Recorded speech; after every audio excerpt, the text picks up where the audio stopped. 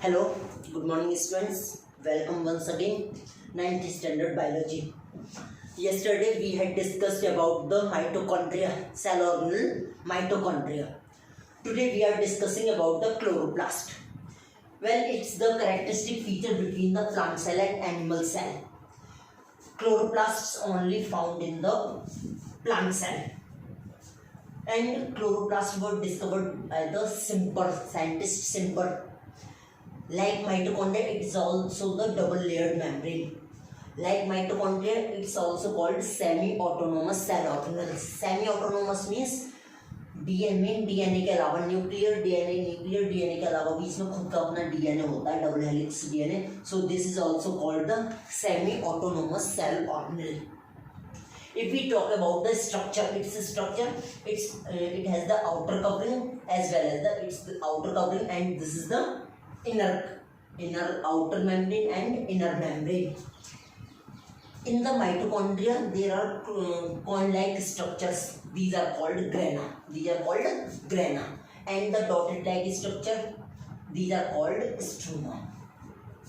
And apart this is the double helix DNA and the double-stranded DNA, and these are called ribosomes. Ribosomes are also found. First characteristic feature, it is only found in the plant cell. Why?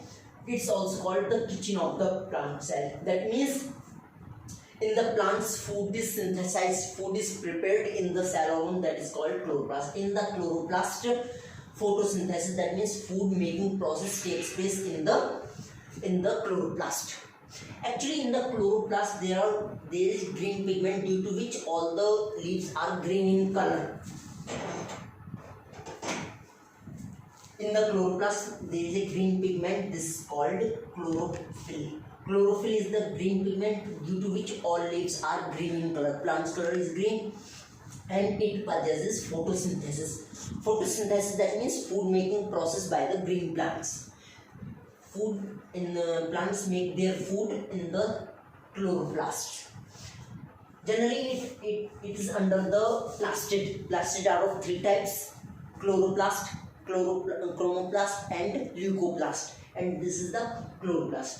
In 9th standard there is no much diversity and detailed, but in 9th standard you need to know this is enough.